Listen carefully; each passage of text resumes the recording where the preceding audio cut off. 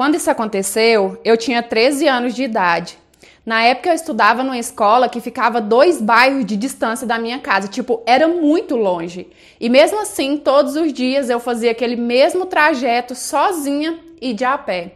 Nesse dia que isso aconteceu, eu lembro que era até horário de verão, porque o dia estava meio escuro. Como era cedo demais, deveria ser por volta de umas 6h20, 6h30 da manhã, o dia nem tinha terminado de clarear. Eu estava andando distraída quando um carro muito bonito parou do meu lado, baixou o vidro, que era vidro tudo escuro, e uma moça bonita, sabe, bem arrumada, me ofereceu carona. Segundo ela já tinha me visto várias vezes naquele trajeto e a filha dela estudava na mesma escola que eu. Como eu falei, os vidros eram escuros, o dia estava meio escuro, então eu não consegui ver a tal filha dentro do carro. E como era uma mulher, eu não desconfiei de nada, porque, tipo, se tivesse sido um homem que tivesse me oferecido carona, eu jamais iria entrar no carro. Mas de uma mulher, eu nem desconfiei, aceitei a carona e entrei no carro. Assim que eu entrei, eu vi que ela estava sozinha. Então, já me veio aquela estranheza e eu questionei. Falei assim, ué, a senhora não falou que a filha da senhora também estava?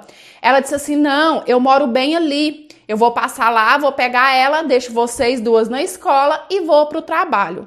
Gente, nessa hora meu coração já começou a dar aquela palpitadinha e já me veio a intuição na cabeça. Essa mulher tá com más intenções pra cima de mim.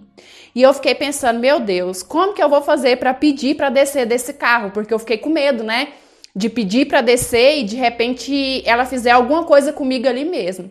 Então eu fiquei pensando, foi quando eu tive uma ideia. Eu olhei minha mochila, fucei a minha mochila e falei assim, nossa, não acredito. Esqueci o meu caderno de matemática em casa. E ela falou assim, o que tem? Só um dia, não tem problema. Falei, não, acontece que hoje tem aula de matemática e a professora vai vistar os cadernos, então eu realmente preciso dele. A senhora pode me deixar aqui que eu vou voltar para casa, pegar e peço meu pai para me levar de moto para a escola.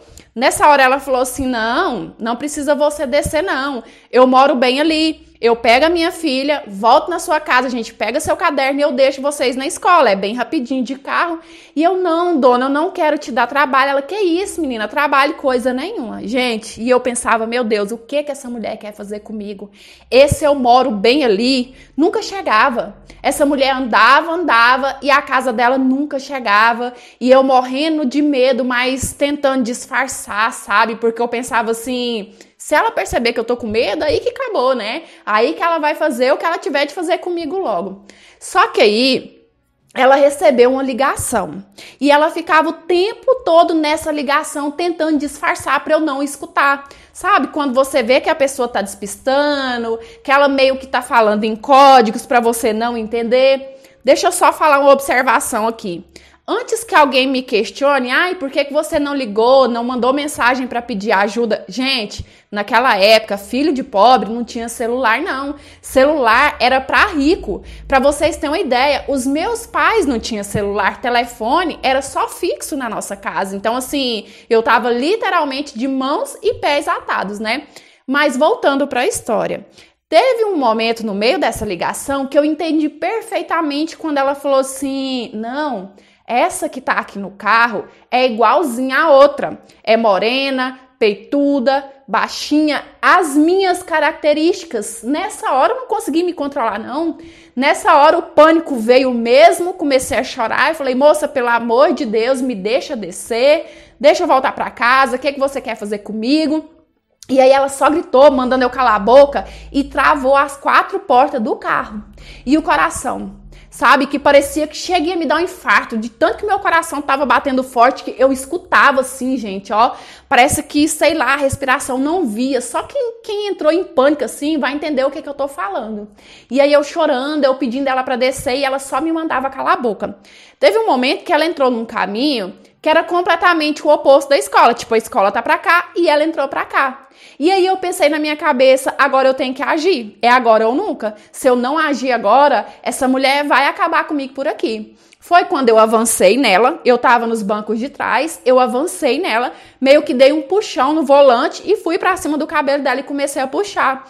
Só que ela conseguiu me dar uma cotovelada na minha cara e me jogou pro banco de trás, que era onde eu tava sentada mesmo.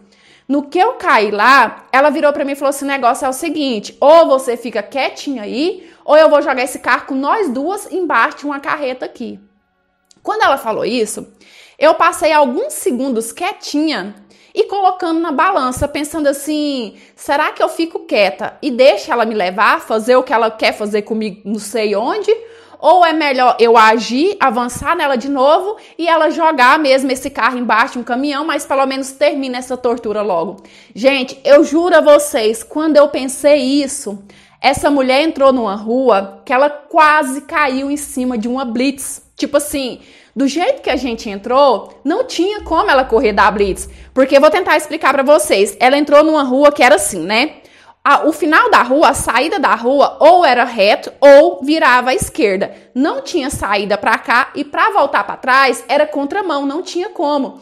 Não tinha como ela passar direto porque a blitz bloqueou a rua, colocou cone, sabe? Colocou coisa pra não passar mesmo. Pra quem entrasse nessa rua, ter que entrar na blitz, né? Então, assim, a gente não tava de fato dentro da blitz, mas a gente já tinha entrado na rua que não tinha como ela correr. E aí ela já desesperou, ela olhou para trás e falou assim, se você tentar alguma gracinha, você vai ver comigo.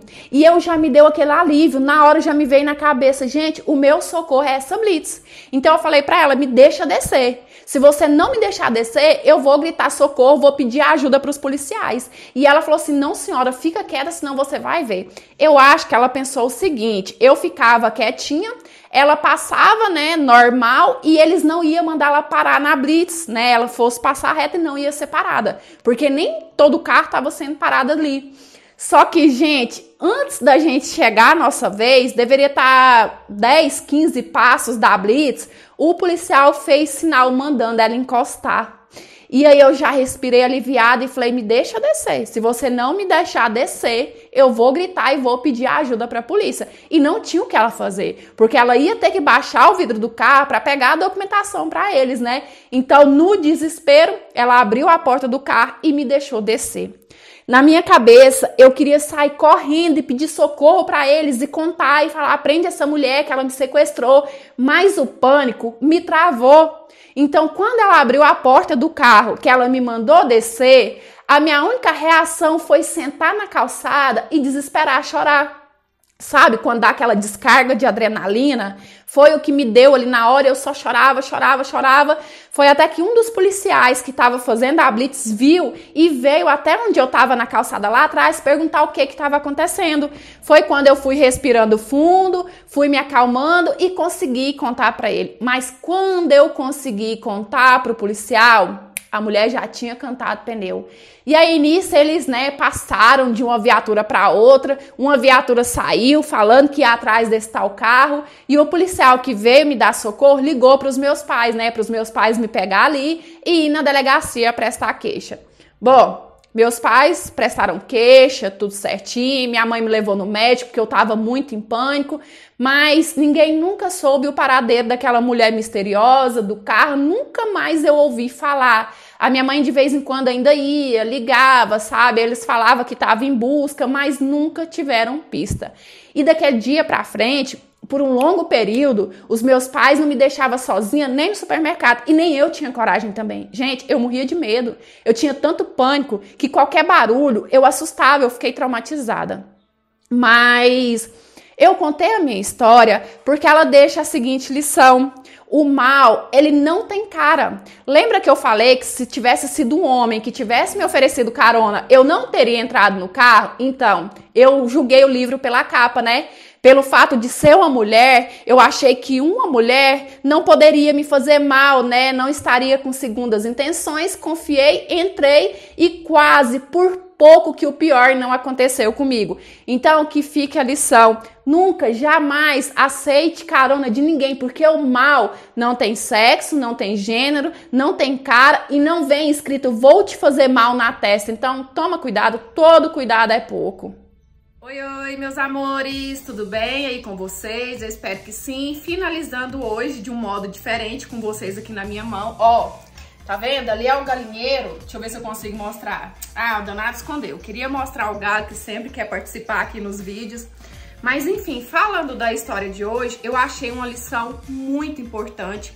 Se não me engano, ainda não tinha nenhuma história aqui no canal com essa lição, que é não julgar o livro pela capa na questão do cuidado, né? Por exemplo, igual na história, a menina confiou porque era uma mulher que estava oferecendo carona. Ela mesma falou que se fosse homem ela não tinha pego, né? Até porque deve que a mãe dela sempre ensinou isso. Olha, se algum homem te oferecer carona, não aceita. Mas a gente tem que entender que o mal, ele não tem sexo, não tem gênero, não tem cara, não tem raça, não tem cor, né? A gente sempre deve ter cuidado, sim. Nunca aceitar a carona de estranho, nunca aceitar comida, bebida de estranho, tentar ao máximo não andar sozinho, né? Principalmente caminhos tão longos assim à noite, porque no caso estava bem cedinho, mas era horário de verão, então era escuro ainda. Enfim, todo cuidado é pouco sim, ainda mais nos dias de hoje que as pessoas estão tão maldosas, as coisas estão tão perigosas. Eu falo que antigamente, quando eu era mocinha, a gente podia confiar mais nas pessoas, né? Hoje em dia nem tanto.